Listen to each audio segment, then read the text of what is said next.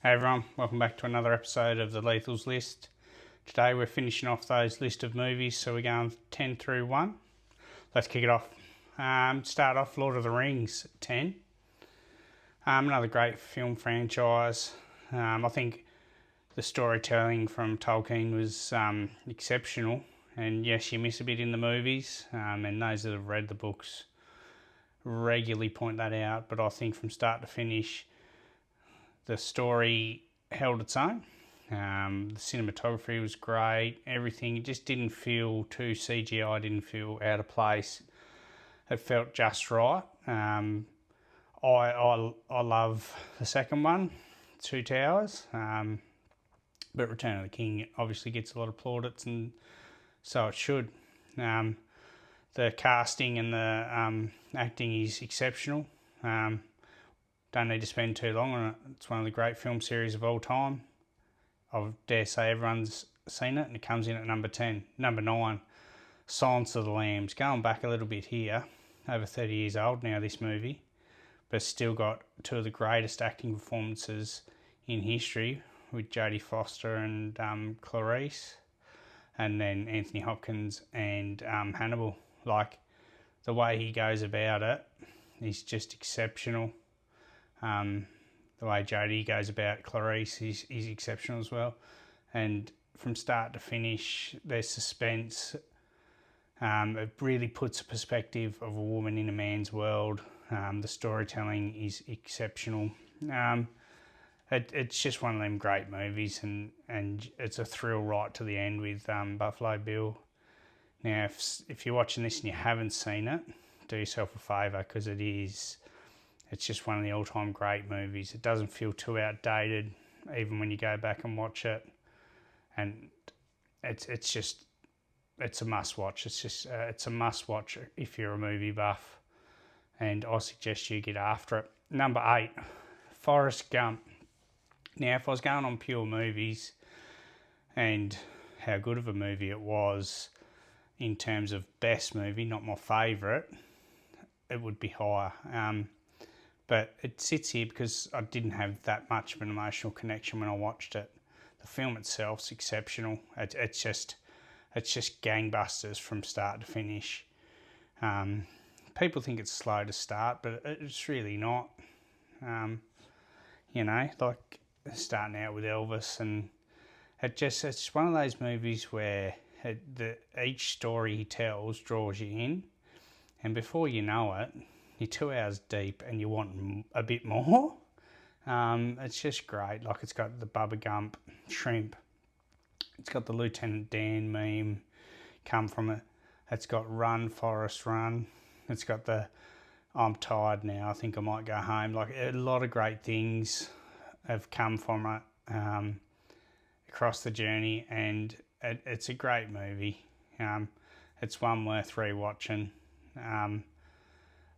I think Tom Hanks plays it to perfection, but the storytelling is just it's out there for one of the greatest ever, and I think it goes underrated in a lot of circles.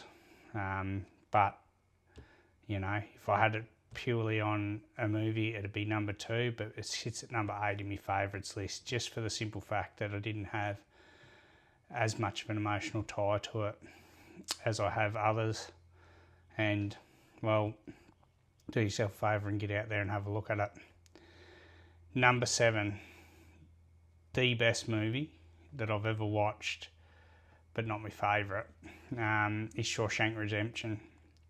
Now, interestingly enough, it didn't make a big impression at the box office and really gained notoriety after leaving cinemas.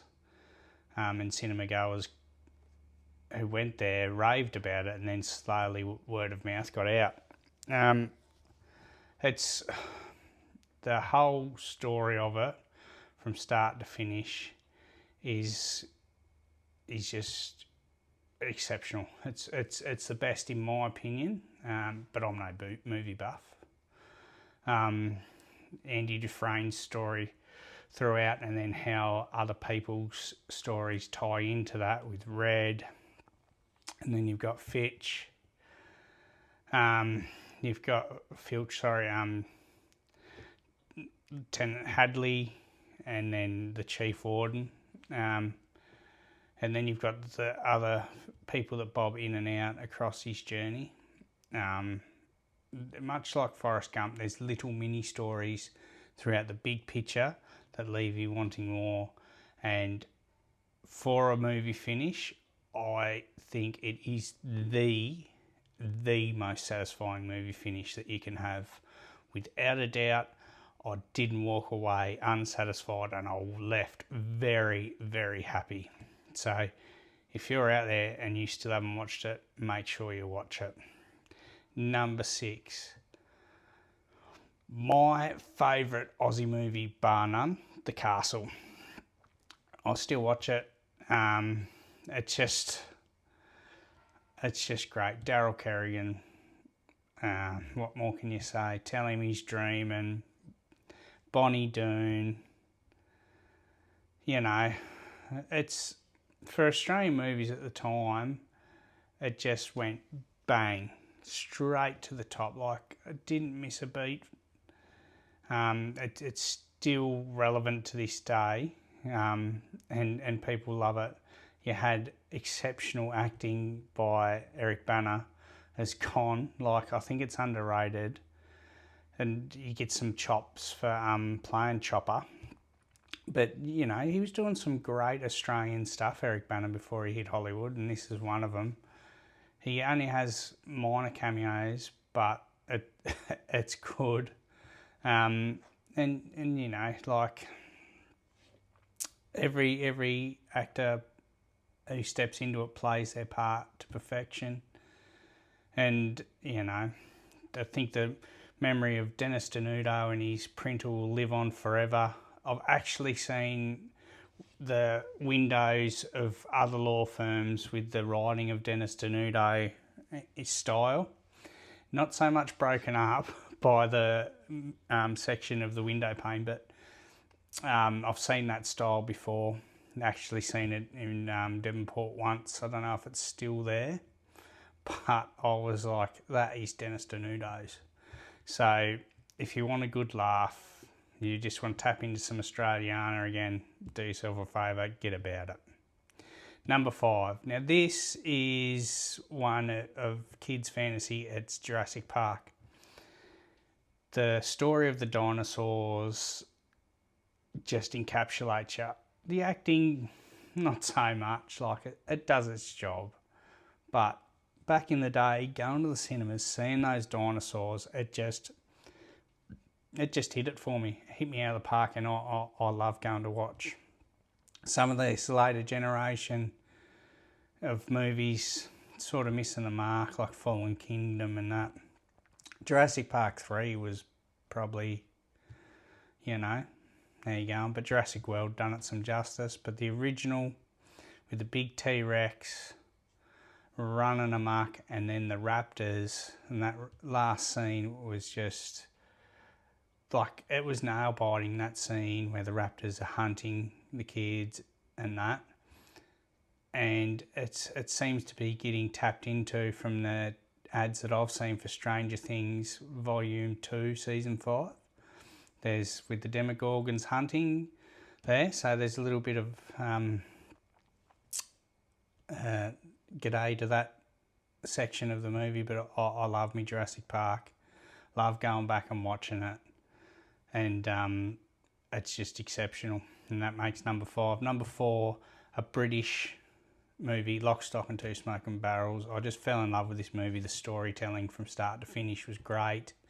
The characters, Jason Statham's first movie, Hatchet Harry as the bad guy, Tommy, Bacon, Soap, Eddie, and all the stories that go along with it just intertwine and marry up at the end. It's got comedy, it's got action, it's right up there, and I'll regularly rewatch it, and it brings a smile, entertains me, and yeah, I just love every bit of that movie, and it makes it in at number 3. So do yourself a favour, if you haven't, hunt it out, and if you like British movies and a bit of British comedy, you'll absolutely love it. Number 3, cheating a bit here, the Batman film series. Now, I'll do a mini rank here, all right? So, for me, it goes Dark Knight Rises, Batman Returns, Batman Begins, the original Batman, Batman Forever, then Batman and Robin, then the latest Batman.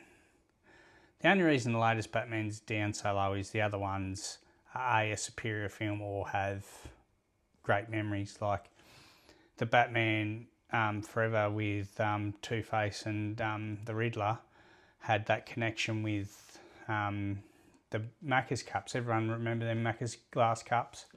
And back then, the film, when you went and seen it at the cinema, it just meant so much more. Like, it was just action-packed. Oh, like, it just brings back the memories. And Batman Returns is such high level for me, just because of that cinema experience and seeing it and everything that went along with it. So, but I do think that Dark Knight and Dark Knight Rises are far superior films.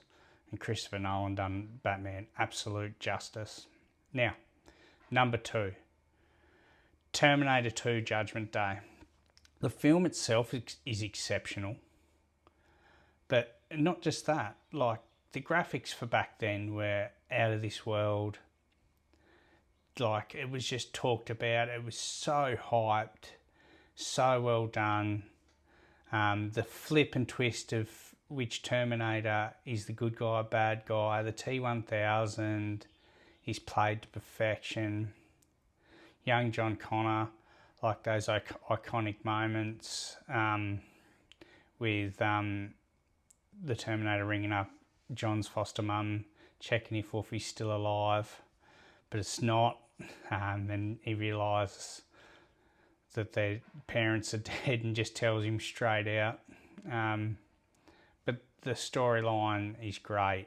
The action is unbelievable, and it just left an imprint. Now, there's far better movies that are stacked better further back on this list, but this one is a favourite because of how hard it hit me and the memories that it gave me. All right, so we're down to number 1.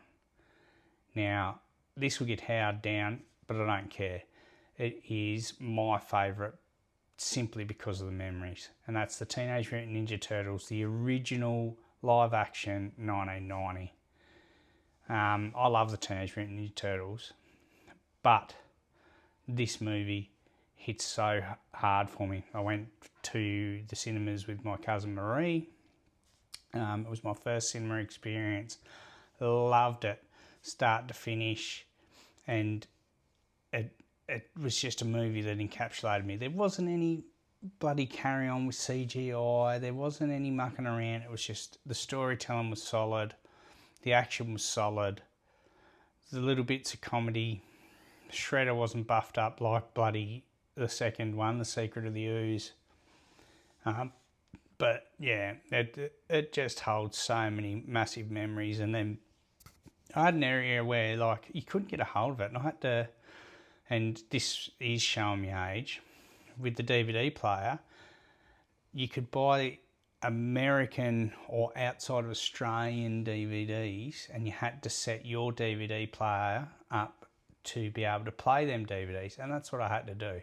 So pre-streaming services now where you can just go on and purchase, or it's on some streaming platform, I actually had to dig in and find this movie. So it means a lot to me in terms of memories. Yes, as stated, there's far better movies there, but it means a heap to me. So I hope you've enjoyed it. That's my movies list. Give us a like, give us a subscribe if you want to see some more. There'll be more content coming. Thanks for joining, and I'll see you on the next list.